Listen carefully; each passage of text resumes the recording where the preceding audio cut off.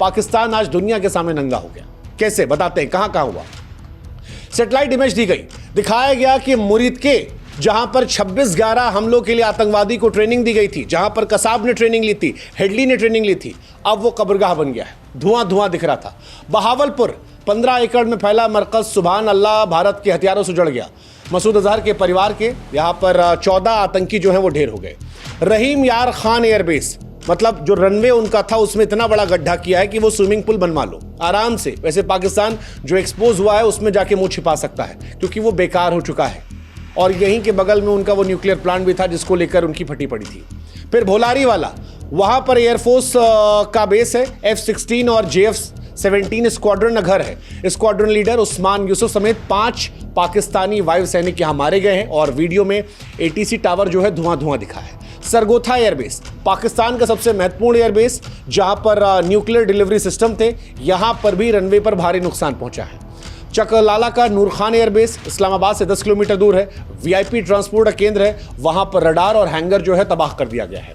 जैकबाबाद और चुनिया एयरबेस, यहां पर भी नुकसान पहुंचाया गया। कुल मिलाकर पाकिस्तान को हर तरफ से नुकसान जो है वो हिंदुस्तान ने पहुंचाया।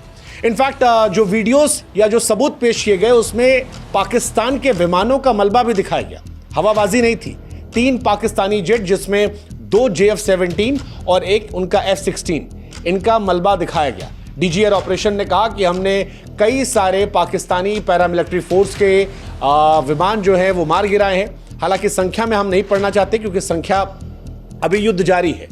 लेकिन कुल मिलाकर एक बात जो स्पष्ट है वो ये कि जो आज सबूत पेश किए गए ये पाकिस्तान की मनोवैज्ञानिक तौर पर बहुत बड़ी हार है। क्यों कह रहे हैं ऐसा? क्योंकि पाकिस्तान की फौज ये जान चुकी है कि भारत किसी भी समय किसी भी ठिकाने पर बिना चेतावनी के उनको ठोक सकता है।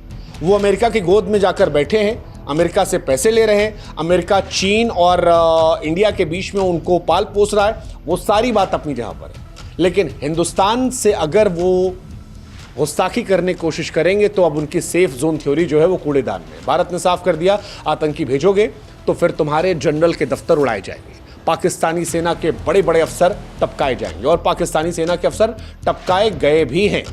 कई सारे पाकिस्तानी अफसरों को एक्सपोज किया गया। एक तो टपका के एक्सपोज किया, दूसरा पाकिस्तानी सेना के वो बड़े अफसर जो आतंकवादियों के जनाजे में शामिल हुए थे आज उनको भी दुनिया के सामने डाल दिया गया। नाम तक बता दिया हिंदुस्तान ने। Lieutenant general Fayaz Hussain Shah, major general Rao Imran Sartaj, brigadier Mohammad Furqan Shabbir, इन तमाम लोगों की तस्वीरें जो हैं वो सामने लाई गई। दिखाया गया कि आतंकवादियों के जनाजे में ये शामिल हो रहे थे और अब ये नाम UN और G20 में गूंजेंगे और पाकिस्तान जो आतंक को पनाह देता है एक बार फिर दुनिया के सामने एक्सपोज होगा। हालांकि दुनिया को पता है कि वो पाले पोसे बैठे हैं। ये सारी तस्वीरें सोशल मीडिया पर है, लेकिन अब आधिकारिक तौर पर है, इसलिए और ज्यादा ये बड़ी है। अब इंडिया एक तरफ सबूतों पर बात करता है, दूसरी तरफ वो पाकिस्तान है। 5 फाइटर जेट गिरा दिए, सबूत कहां है? सोशल मीडिया पर।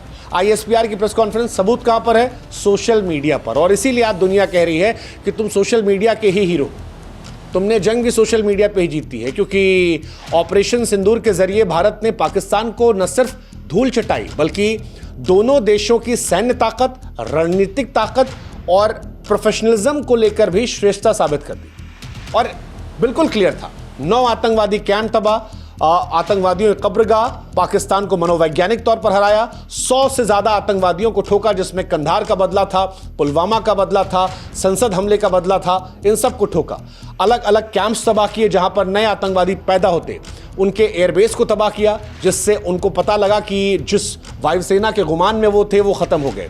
जिस पाकिस्तानी सैनिकों को लेकर वो फक्र महसूस करते थे उनकी लाशें भी दिखाई पड़ गई और दुनिया की नज़र में उनको बेइज्जत भी किया। क्योंकि दुनिया को भी पता लगा कि भाई साहब, एक इंडियन आर्मी है जो जब प्रेस कॉन्फ्रेंस करती है तो चिट्ठा लेके बैठती है, सबूत लेके बैठती है, और एक पाकिस्तान की आर्मी है जो जब बैठती है तो बकवास करती है।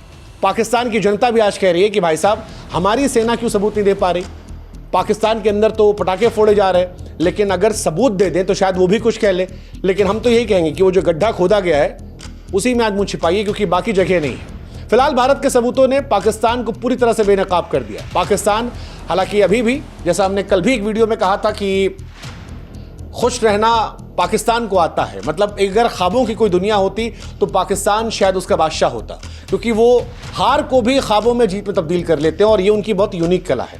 और इसीलिए शायद भारत उनसे हर जगह आगे है, लेकिन हैप्पीनेस इंडेक्स में वो हमसे आगे निकल गए। क्योंकि अगर आपने पतन को ही उत्थान मान लिया तो फिर आपको कोई क्या कर सकता है। बेशर्मी की जीत का जश्न वो मना रहे हैं, लेकिन हकीकत जो है उनके ख्वाबों से बड़ी अलग है। और इसीलिए भारतीय सेना ने आज स्पष्ट कर दिया है कि हम इसी तरह से जाएंगे। तुम अपने मुगालते में खुश रहो, हम तुम्हें मटिया मेट करके खुश रहेंगे। साथ ही चेतावनी भी है कि अगली बार कुछ किया तो कराची पोर्ट से लेकर ग्वादर तक भी धुआं धुआं होगा। क्योंकि इंडियन नेवी का जिक्र हुआ था लास्ट में और कहा गया था कि नेवी तैयार थी कराची पोर्ट पर हैसियत दिखाने के लिए, हम एज ले रहे थे। पाकिस्तान ठीक है, मतलब हमारे सबूत चले गए। बाकी पाकिस्तानियों को इतना ही संदेश है कि भाई साहब आप भी अपने ऑपरेशन चड्डी बनियान वाले वीडियो अपलोड कर दो।